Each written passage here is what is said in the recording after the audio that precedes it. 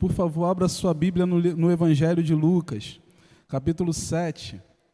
É a presença do Senhor que nós queremos e nada mais. E isso é tão profundo, tão importante. Mas é de fato necessário reconhecermos que o Senhor está no lugar. É necessário reconhecermos que o Senhor está na casa. E é sobre isso, ou um pouco sobre isso, que falaremos nesse momento. Lucas capítulo 7, versículo 40. Lucas capítulo 7, obrigado, irmão. Versículo 40. Vamos juntos então. Jesus se dirigiu ao fariseu e lhe disse: Simão, tenho uma coisa para lhe dizer. Ele respondeu: Diga, mestre. Jesus continuou: Certo credor tinha 2 devedores. Um lhe devia 500 denários e o outro devia 50. E como eles não tinham com que pagar, o credor perdoou a dívida de ambos. Qual deles, portanto, o amará mais? Simão respondeu: Penso que é aquele a quem mais perdoou. Disse Jesus: Você julgou bem. Voltando-se para a mulher, Jesus disse a Simão: Você está vendo essa mulher? Quando entrei em sua casa, você não me ofereceu água para lavar os pés. Essa, porém, molhou os meus pés com lágrimas e os enxugou com seus cabelos. Você não me recebeu com um beijo na face. Ela, porém, desde que entrei, não deixou de me beijar os pés. Você não ungiu a minha cabeça com óleo, mas esta, com perfume, ungiu os meus pés. Por isso, afirma você que os muitos pecados dela foram perdoados, porque ela muito amou. Mas aquele a quem pouco se perdoa, pouco ama.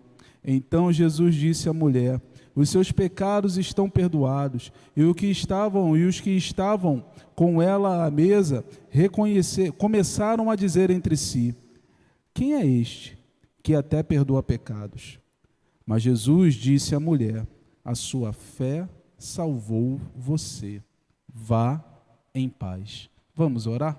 Senhor, muito obrigado, Pai, pela Tua palavra que é tão linda, tão maravilhosa, tão poderosa, para falar aos nossos corações, mudar e moldar as nossas vidas segundo a Tua vontade. Que nós, nesse momento, Pai, possamos perceber, ó Deus, os detalhes desse texto que tem a ver com as nossas vidas e colocá-los em prática.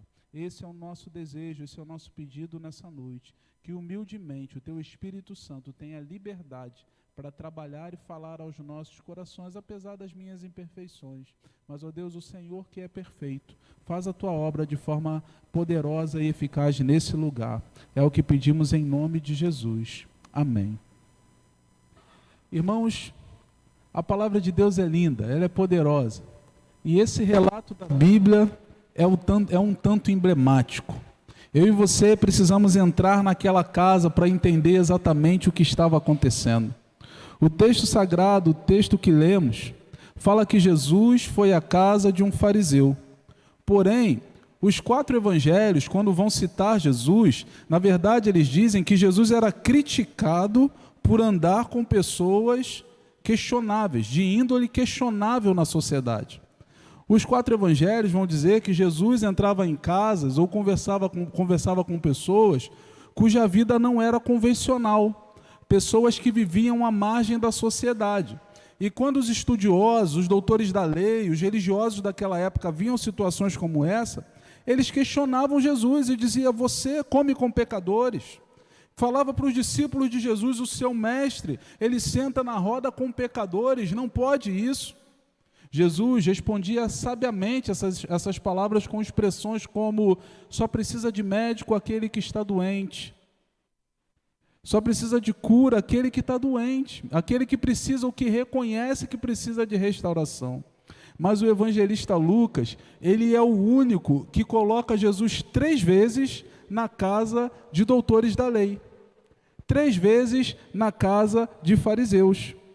Isso acontece em Lucas. O Evangelho ele vai falando, ele vai relatando essas situações. Jesus estava em 3 jantares na casa dos fariseus, esse que nós lemos aqui agora e outros também. Por exemplo, é aquele em que Jesus é questionado pelos fariseus porque entra um homem no sábado, um homem que tem o braço inchado. E eles ficam olhando para Jesus para ver se Jesus vai curá-lo ou não. E Jesus vai e cura, porque ele faz aquela seguinte pergunta: se o boi de vocês estiver amarrado no sábado, vocês não vão soltar? Então é justo libertar esse homem das amarras de Satanás. Jesus faz isso no sábado. Outra vez, Jesus, quando está na casa dos fariseus, é questionado porque ele não lavou as mãos. E os fariseus começam a resmungar, a falar. Então Jesus ele usa exatamente esse símbolo, não porque faltava higiene a Jesus, mas porque ele queria iniciar um diálogo que falaria sobre a impureza que está dentro do coração. Aqueles homens estavam preocupados com a impureza externa e Jesus, na verdade, estava preocupado com a impureza interna daqueles corações. Estava querendo dizer que não adiantava eles externamente lavarem todo o seu corpo, se internamente eles estavam tão distantes assim da presença do Senhor. Mas Jesus entra na casa daquele pecador. Ele é convidado por Simão. Simão o chama para jantar. E como era costume daquela época, a porta fica aberta. Porque a porta do judeu, quando faziam um banquete para receber uma pessoa, a porta não se fechava. Porque se alguém quisesse entrar, essa pessoa poderia entrar. Porém, ninguém entrava. Porque, ao mesmo tempo, não é educado entrar num lugar onde você não foi convidado. É necessário pensarmos que essa sociedade era uma sociedade que a roda de discussão era formada por homens. Mulheres não participavam dessa roda de discussão. E se Simão era o fariseu, na verdade ele chama outros fariseus para participarem desse momento. Então ele convida Jesus. O início do texto ele o chama de mestre, de rabi. Então ele honra Jesus com as suas palavras. Ele convidou Jesus para um jantar. E essa postura é a postura correta. Nós devemos convidar Jesus para a nossa casa. Nós devemos convidar Jesus para as nossas vidas. Nós devemos convidar Jesus para jantar conosco. Essa postura é uma postura correta, uma postura perfeita. Então, em sendo convidado, Jesus entrou naquela casa. Mas o texto diz que uma intrujona também entrou naquele dia, uma intrusa, uma mulher que não foi convidada. Ela era uma mulher e por isso já era discriminada por aquela sociedade e não poderia participar daquela reunião. Mas ela entrou, a porta estava aberta. Como aquela mulher ouviu falar que Jesus estava ali, o texto não explica para a gente. Mas a verdade é que a Bíblia vai dizendo que ela vai por trás. E eu gostaria que você imaginasse a cena, porque se eu e você pensarmos numa mesa, como a mesa da nossa casa, com cadeiras em que nos sentamos mais ou menos nessa altura, fica difícil imaginar essa cena. Mas eu gostaria que você pensasse na mesa do judeu, que era algo mais ou menos dessa altura, e que as pessoas sentavam com os pés para trás. Sentavam quase que em cima do tapete, na altura do chão e com os pés para trás. Então, quando aquela mulher ela entra no ambiente, ela entra por trás. Jesus não está vendo.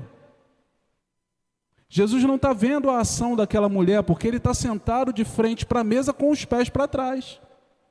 Mas a Bíblia Sagrada diz que ela começa a chorar, que ela derrama um perfume sobre os pés de Jesus.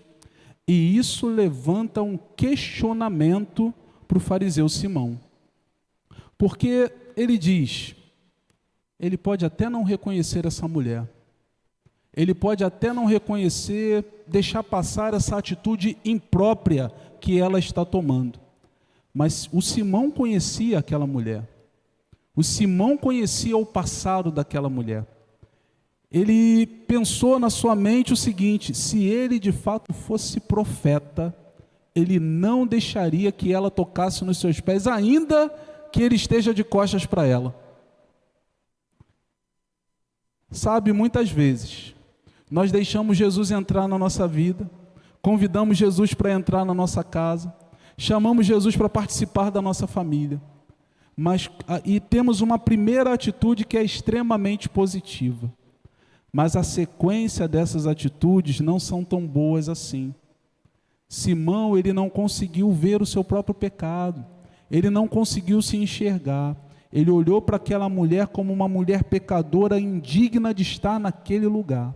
E embora aquela mulher derramasse um perfume tão caro aos pés de Jesus, embora a ação que ela tenha tido tenha sido uma ação tão humilde, ele não consegue encontrar louvor naquelas atitudes, mas ele apenas critica. E mais, ele critica o Senhor, mas ele não tem nem coragem de falar na cara de Jesus o que ele estava pensando. Ele não tem coragem de chamar Jesus e falar: Jesus, eu penso isso, isso e isso, eu acho isso, isso e isso. A Bíblia diz que ele fica apenas na mente, ele fica apenas dentro da mente dele com aquele pensamento. Mas vamos nos ater àquela mulher. Aquela mulher era uma mulher que provavelmente estava arrependida pelos seus pecados. Ela tinha uma reputação reprovada. As pessoas falavam mal daquela mulher na cidade. Possivelmente, Lucas está sendo elegante ao dizer que aquela mulher vivia de prostituição. Por isso era mal falada naquela cidade. Ela vivia uma vida extremamente promíscua. Ela tinha tido relação com um, relação com o outro, relação com o outro, relação com o outro. Ela fazia isso por dinheiro. As pessoas olhavam para aquela mulher e diziam: com essa mulher não se pode chegar perto, porque ela é reprovada pela sociedade. Mas ela teve uma atitude humilde, ela teve uma atitude de se colocar aos pés de Jesus, de se reconhecer, de se enxergar. E quando ela se enxerga, ela vai até a presença de Jesus e ela chora. Ela unge Jesus e ela beija os seus pés. Irmãos, muitas vezes, um problema que nos acomete é porque quando nós olhamos para a nossa própria história, nós nos vemos sempre como o mocinho, nós nos vemos sempre como o herói dela. Sabe, se temos que escolher entre Caim e Abel, nós somos sempre Abel, mas muitas vezes, para nós mesmos, nós somos o próprio Caim. Nós somos o próprio Caim que nos afasta da presença de Deus e que prejudica o nosso relacionamento com o próximo. Parece muitas vezes que nós estamos como que numa partida de futebol. Eu antes, quando chegava para o culto, compartilhava com o irmão e ele conversava comigo sobre como era o futebol aqui em Marechal. Há cerca de 40 anos atrás, 50 anos atrás, ele dizia que alguns jovens esperavam ali fora para fazer uma panelinha. Então, quem entrava, o nome era ticado, então o time era dividido automaticamente. Então, alguns jovens que queriam jogar junto, eles esperavam seus companheiros chegarem para poder que os nomes serem escritos juntos e para eles formarem um time. O irmão que compartilhou isso comigo disse: pastor, não tinha problema. Entrávamos eu, um irmão que também é enxada, o outro irmão que é foice pura e o outro irmão que quebra tudo. E nós ganhávamos aquele time pela imposição. Nós nos impunhamos contra aquele time. Mas, irmãos, muitas vezes lembrando da brincadeira do futebol, às vezes a gente vai tirar um time. E quando eu e você, quando as crianças tiram um time de futebol, elas começam a escolher os melhores jogadores. Então, par, ímpar, ganhei. Eu escolho Cristiano Ronaldo. O outro diz: eu escolho Messi. O outro diz: eu escolho quem? Craque, bom de bola de hoje em dia. Verratti. Eu escolho ciclano, tudo bem. Mas as pessoas começam a escolher os seus jogadores. Às vezes parece que na fé, na vida da fé, quando nós entramos no embate da igreja, é como se nós tirássemos um time e nós disséssemos assim: Jesus está comigo. Com meu irmão só sobrou quem? Se Jesus está comigo, quem está com o outro é coisa ruim. Porque eu estou fazendo aquilo que Deus quer. Então o outro, o meu opositor, ele está influenciado pelo opositor de Jesus também. Muitas vezes parece que na vida cristã, na caminhada cristã, nós nos tratamos dessa forma, dizendo: Deus está comigo, então o que eu faço é certo e tudo o que o outro faz é errado. Ele está sendo enganado pelo inimigo. Porque muitas vezes nós não conseguimos olhar para dentro de nós mesmos e enxergar as nossas próprias mazelas. Se nós não reconhecermos os nossos erros, Se nós não nos colocarmos diante de Deus de fato como somos, nós não conseguiremos encontrar o perdão e a cura, porque só precisa de médico aquele que se vê como enfermo. E é isso que esse texto quer dizer. Aquele homem, Simão, o fariseu, ou aquela mulher, ela se dedicou ao Senhor, porque ela se enxergou. Ela viu as suas limitações e por isso ela pôde estar na presença de Jesus. Mas não foi algo simples, porque a sua atitude foi uma atitude extravagante. Ela foi uma atitude que estava acima do padrão. Ela quebra um perfume caro, ela chora, ela entende o peso do pecado na vida, ela entende o prejuízo que o pecado trouxe para ela, para a casa dela, para a família dela, para a reputação dela. Quando nós lemos o livro de Levíticos e o livro de Deuteronômio, alguns crentes perguntam, por que esse livro está na Bíblia? Fala de sacrifício de animal, do bichinho que morreu, do sacrifício pelo tal pecado, o outro pelo tal pecado. Irmãos, eu penso que esses livros estão na Bíblia para dizer que pecado é coisa séria e que a gente precisa lidar com o pecado com a seriedade que o assunto exige. Aquela mulher entendeu isso na sua vida. Ela não tinha pecadinho, ela não, tudo bem, ela não passava a mão na cabeça do pecado, não. Ela olhou o pecado da sua própria vida e tratou ele com seriedade. Ela foi até os pés do Senhor. Por isso ela tinha que chorar daquele jeito. Por isso ela tinha que se lançar daquele jeito. Porque ela de fato estava arrependida pelo que ela fez. Adoração extravagante é lançar a vida e o coração na presença do Senhor, deixando que o Espírito Santo de Deus molde e mude as nossas vidas, de modo que nos tornemos mais parecidos com Cristo Jesus. Mas apesar daquela mulher fazer tudo aquilo, como já falamos, havia um homem chamado Simão, o fariseu. David Nelly, comentarista bíblico, ele diz que aquele fariseu era como uma criança egoísta, que era cega para as outras crianças. Sabe aquela criança que quando vai no parquinho, fala assim, isso é meu. E o escorrego é meu também. E o brinquedinho é meu também. E o balanço é meu, é tudo meu. Na verdade tinha um desenho, um programa infantil, cujo personagem dizia exatamente isso. O fariseu entendia que ele era o centro das atenções, afinal ele convidou Jesus para estar na casa. Aquela mulher não tinha o direito de tirar a atenção que era para ele que gastou o dinheiro, foi ele que fez o banquete, foi ele que fez a festa. E agora Jesus ainda para dar atenção para ela. Aquele homem se via como justo e se via como digno de receber a atenção vinda da parte de Deus. Ele se via como digno. Faz lembrar uma história que Jesus conta em Lucas capítulo 19, quando ele disse que 2 homens entraram no templo para orar. Um era um fariseu e o outro era um cobrador de impostos. Cobrador de impostos, você lembra, naquela época ele era mal visto. E não era mal visto à toa. Mas aqueles 2 homens começam a orar, mas enquanto o religioso se levanta e começa a dizer, eu te dou graças, Senhor, porque eu sou muito bom. Eu faço jejum, eu dou esmola, eu sou uma pessoa boa demais. Só faltou ele dizer, Jesus, ou Deus, parabéns por ter feito alguém como eu. Só faltou ele dizer isso. Em contrapartida, o pecador que entrou naquele mesmo lugar, ele disse o seguinte, Senhor, ai de mim.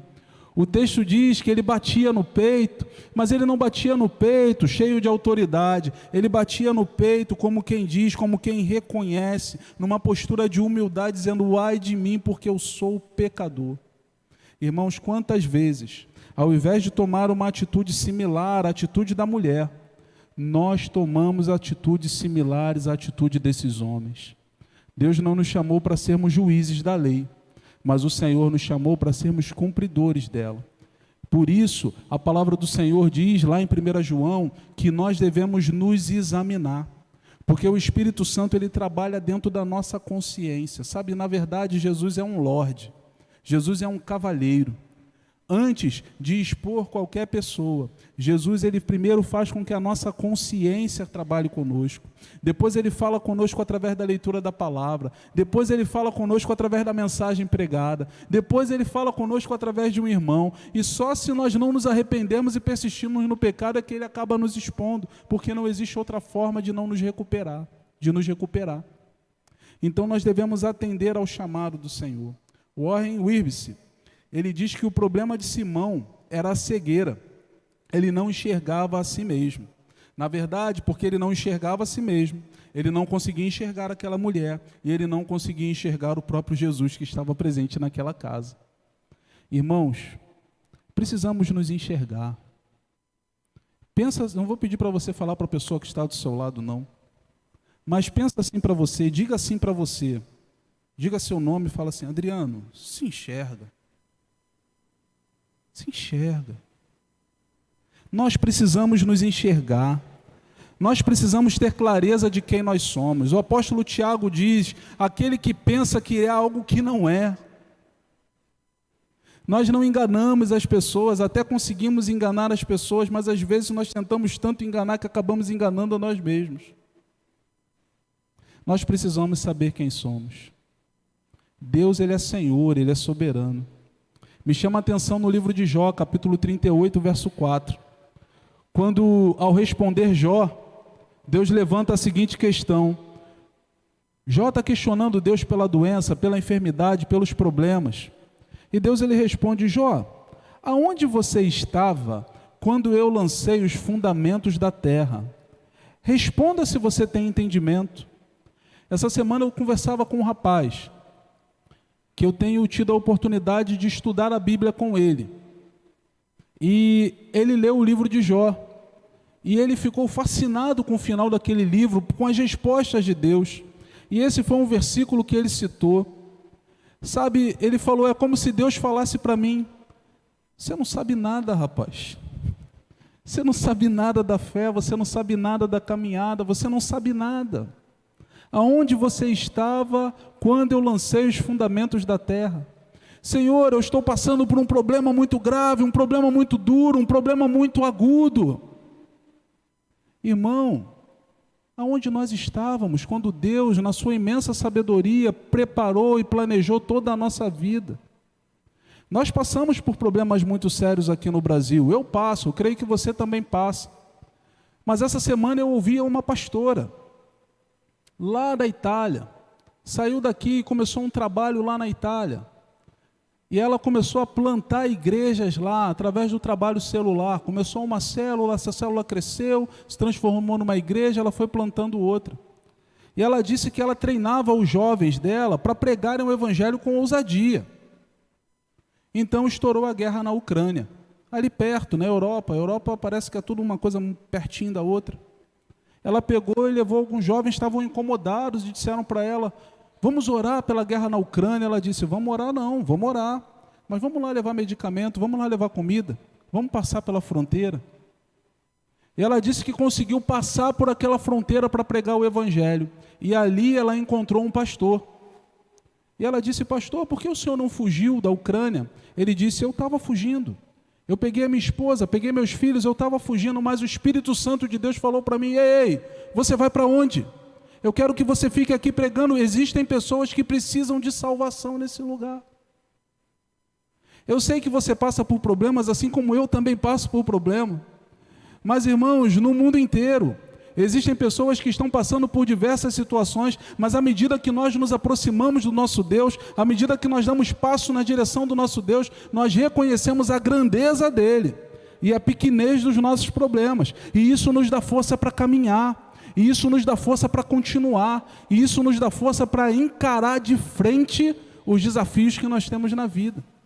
Então, que nós não venhamos parar, mas aquele homem, aquele Simão, quando ele se olhava, ele se via como alguém cheio de si. Uma expressão que o pastor teólogo Jonas Madureira tem usado, e alguns outros filósofos também têm usado, é ensimesmado. A pessoa que está voltada para si, a pessoa que está olhando somente para dentro de si. Era assim que Simão se via. Mas naquela casa, naquele lugar, havia um Salvador que tem autoridade para perdoar os pecados. E aí, Jesus começa a contar uma história. Jesus começa a contar uma parábola. Ele diz: Simão, eu tenho uma pergunta para te fazer. Eu imagino Simão, que só tinha pensado, não tinha falado. Então ele entendeu que Jesus não teve acesso àquilo que ele tinha elaborado dentro da sua mente. Mas ele desconhecia de que Jesus é Deus. Jesus não é apenas uma pessoa, ele é Deus. E porque é Deus, sabe exatamente o que está dentro da sua mente e do seu coração. E sabia o que estava dentro da mente e do coração de Simão. Simão deve ter dito para o Senhor: sim, pode falar, Jesus. E Jesus começou a dizer: tem 2 homens. Um devia 500 denários, o equivalente a 500 dias de trabalho, pouco mais de 1 ano e meio. Faz o cálculo aí rapidinho de quanto você ganha em 1 ano e meio de trabalho. Calcula aí. Pensão, salário, mesada. Calculou? Era isso que aquele homem devia. Agora havia um outro homem que devia 50 denários. Aproximadamente 1 mês e meio de trabalho. Jesus está falando para o Simão: Simão, talvez você deva, ou você se veja como alguém que está devendo 50 denários. É pouca coisa, é 1 mês e meio de salário. E talvez você veja essa mulher como aquela que deve 1 ano e meio de salário. Só que tem um detalhe: existe um ponto comum, existe um lugar de convergência. Tanto a mulher, ou tanto o que devia 500, como o que devia 50, não tinham como pagar. Não importa quem você é, não importa quem eu sou, não importa aquilo que eu pense de mim, a minha justiça própria ela cai por terra, porque diante da presença do Senhor, nem eu, nem você, nem o maior dos pecadores desse mundo tem como pagar. A gente não tem condições de pagar o preço. A gente não tem condições de pagar o preço pelo nosso pecado. Na verdade, já nascemos em pecado me concebeu a minha mãe. É o que o salmista Davi diz, e eu creio que isso é real na vida de todos nós. Em pecado me concebeu a minha mãe, eu já nasci com a herança do pecado. Bebê, que bom, você nasceu, você tem uma herança, um presente, o pecado. Isso está sobre as nossas vidas. Eu e você não temos como pagar essa conta. Então, não adianta eu, Simão, me julgar melhor do que aquele outro que precisa, ou aquele outro que é pecador, porque de fato nem eu nem ele conseguimos pagar as nossas contas. Mas depois de contar essa história, Jesus ele disse: Simão, veja essa mulher. Ele disse: veja essa mulher. É claro que Simão estava vendo aquela mulher desde a hora que ela entrou, por isso ele critica. Mas o que Jesus está dizendo para ele não é veja com seus olhos, é: Simão, tenha visão. Abra a visão, expande a visão, olha o que está acontecendo aqui. E aí Jesus começa a enumerar.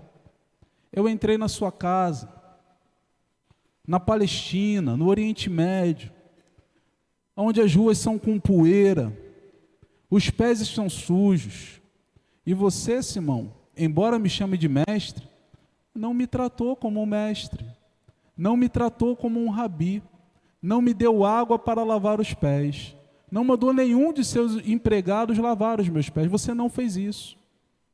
Embora você me chame de rabi, de mestre, era costume do judeu dar beijo no rosto do outro quando recebia. Jesus falou: Simão, você não me beijou. Você não me beijou. Simão, você não me deu nada para lavar as mãos, você não me perfumou. Você me chama de mestre, Simão, mas a sua vida está tão distante de mim. Não é à toa, irmãos, que Jesus, no último dia, ele vai dizer para um grupo de pessoas, dizendo assim: apartai-vos de mim. E ele fala para o fogo eterno. E aquelas pessoas vão dizer assim: em teu nome curamos enfermos. em teu nome expulsamos demônios, em teu nome fizemos coisas maravilhosas. Expulsou demônio, fez coisa maravilhosa. Mas Jesus fala, eu nunca vos gnosco, eu nunca conheci no sentido de ter relacionamento com você. Eu nunca vos conheci. Irmãos, não podemos ser assim. Se estamos aqui hoje, temos a oportunidade de viver um relacionamento real, profundo e verdadeiro com Jesus, e não podemos abrir mão disso em hipótese alguma. Aquele homem Simão, ele foi repreendido por Jesus, porque embora ele falasse de Jesus, ele preparasse um jantar para Jesus, na verdade Jesus não estava no seu coração.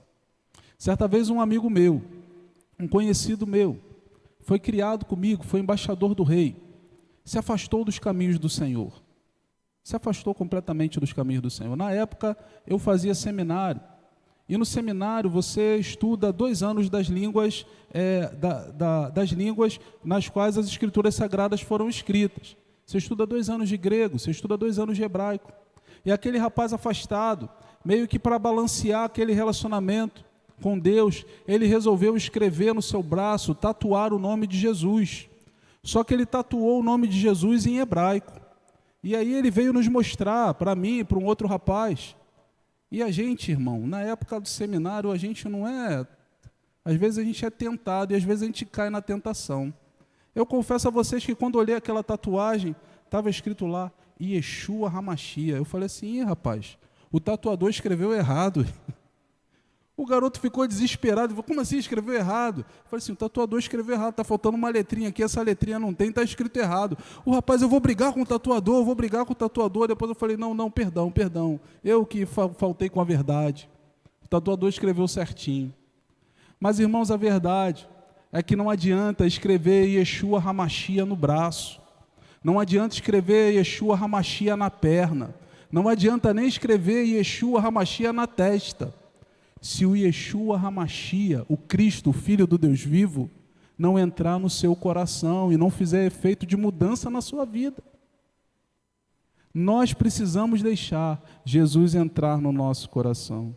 Mas em contrapartida, aquela mulher, ela teve um grande arrependimento.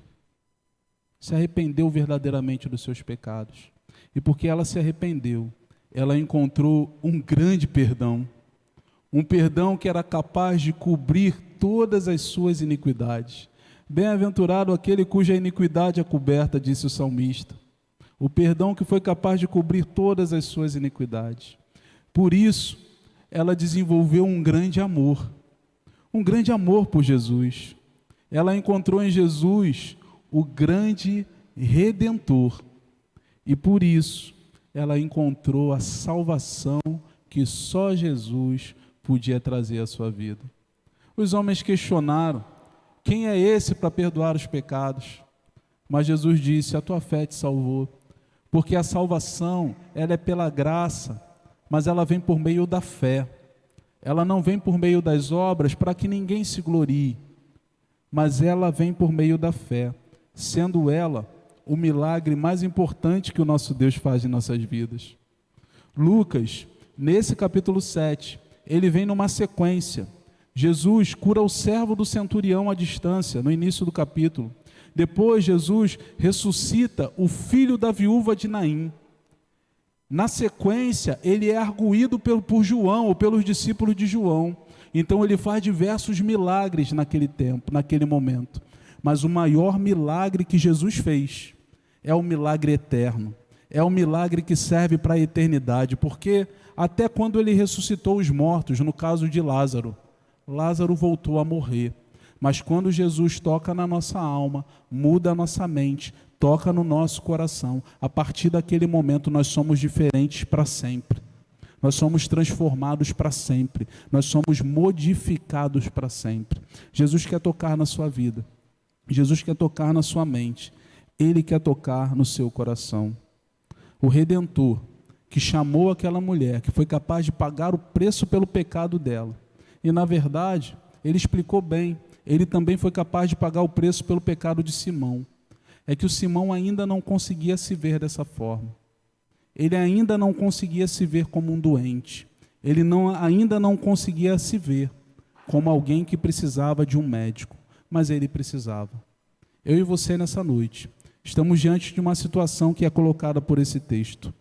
Ou nós nos vemos como Simão, como aquele que se vê acima dos outros, ou nós nos vemos como essa mulher, como aquela que precisa de perdão, precisa de mudança, precisa de transformação, precisa ser moldada pelo Senhor e trabalhada por Ele para servi-lo e para viver, para encontrar de fato essa salvação que é eterna, essa salvação que transcende os nossos dias, mas essa salvação que nos muda hoje, que nos muda agora, que tem fruto real de transformação de vida. Augusto Nicodemos, ele faz uma citação que é muito emblemática. Ele diz que se hoje você é tão ou mais pecador do que no dia em que você entregou a vida a Jesus, você precisa questionar se de fato você entregou a vida a Jesus. Porque o fato de entregar a vida a Jesus, ele tem a ver com uma transformação efetiva nas nossas vidas. Uma transformação clara, uma transformação gradativa. Não nos tornamos perfeitos da noite para o dia, mas a Bíblia diz que estamos vivendo um processo de santificação. Então aquele que roubava, não rouba mais. Aquele que traía, não trai mais. Aquele que falava o que não devia, não fala mais. E nós vamos vencendo até nos tornarmos plenamente parecidos com Cristo. Esse é o processo que precisa estar acontecendo nas nossas vidas. Quais são as áreas que precisam ser mudadas? Quais são as áreas que precisam ser moldadas em você? Abra o seu coração nesse momento, para que o Espírito Santo venha moldá-las e para que o nome de Jesus seja glorificado. Eu gostaria de convidá-lo a orar nessa hora. Eu gostaria de convidá-lo a meditar nesse momento.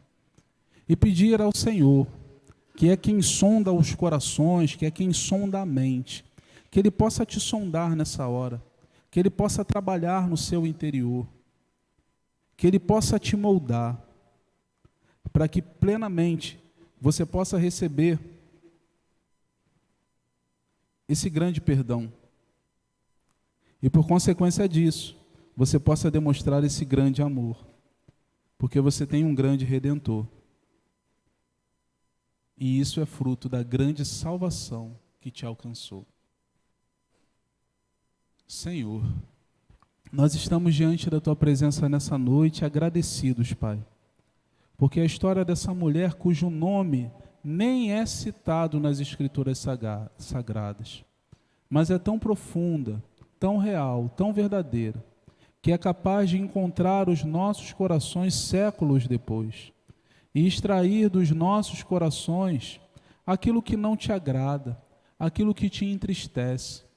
Ela nos leva a reconhecer a nossa falibilidade, a nossa humanidade, as nossas fraquezas, as nossas limitações, e nos colocarmos diante do Senhor como aqueles que precisam de um médico, precisam de remédio, precisam de um relacionamento que de fato transforme a vida para a glória do Teu nome. Senhor, transforma as nossas vidas, molda os nossos corações, para que nós possamos encontrar um arrependimento genuíno dentro de nós, de modo que não pratiquemos as obras mortas de novo, mas que possamos viver praticando obras que glorificam o Teu nome por consequência daquilo que o Senhor fez em nós. Fica conosco, Senhor. Nos conduz durante toda essa semana, debaixo da Tua proteção. Gera em nós sede e fome pela Tua palavra e nos dá condições de compartilharmos desse amor com aqueles que estão ao nosso redor. Essa é a nossa oração. Que a graça de Deus, que o amor de Deus o Pai, que a graça redentora do nosso Senhor e Salvador Jesus Cristo e que as doces consolações do Espírito Santo estejam sobre sua vida, meu irmão, estejam sobre sua vida, minha irmã, e que você viva uma semana cheia de Deus, cheia da presença de Deus, exalando o doce perfume de Jesus. Vá em paz, que Deus te abençoe.